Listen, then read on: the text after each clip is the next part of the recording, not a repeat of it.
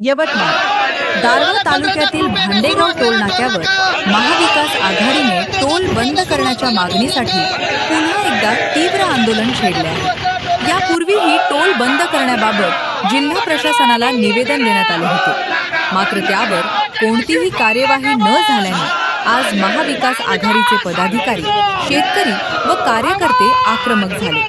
आंदोलनादरम्यान टोल नाका बंद करा अशा जोरदार घोषणांनी परिसर दणाणून गेला। कोणताही अनुचित प्रकार घडू नये यासाठी प्रशासनाने शेकडो पोलिसांचा कडेकोट बंदोबस्त तैनात केला आहे। दरम्यान शेतकऱ्यांना दिलासा देण्यासाठी तात्काळ टोल बंद करण्यात यावा, अन्यथा यापेक्षा अधिक तीव्र आंदोलन करण्यात येईल असा इशारा महाविकास आघाडीच्या नेत्यांनी दिला आहे।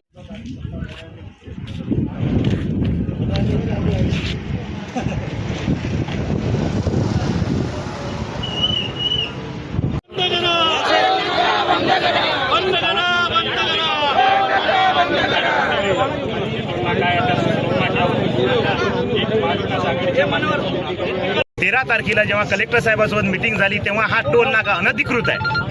टोल नाका बंद करणे हा वेगळा विषय आहे, पण अनधिकृत आहे। इथे टोल नाका उभाच असायला नव्हता पाहिजे, कारण या पूर्ण रोडवर एक टोपलंही सिमेंट नाही आहे, तरी हा टोल नाका उभा आहे। ते बंद करण्याच्या संदर्भात आदेश झाले होते कलेक्टर साहेबांनी, ते रद्द केले पालकमंत्री साहेबांनी। डायरेक्ट आमचा आरोप आहे, आणि आज जो टोल इथे उभे आहे तो पालकमंत्री साहेबांच्याच कृपेने उभा आहे, तो बंद व्हावा म्हणून आम्ही आज इथे आंदोलन परत केलेलं आहे। त्याचं काय होते, वरात गेली आणि नंतर घोडे नाचवण्यात अर्थ काय आहे?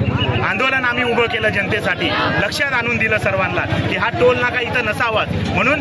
तुम्ही आपण पाहिलं असेल की पेपरमध्ये सर्व आलं की पोझिशन चुकलेली आहे, म्हणजे ही जागा चुकलेली होती, त्याच्यामुळे हा टोल नाका पूर्णपणे अनधिकृत आहे हे स्पष्ट झालेलं आहे।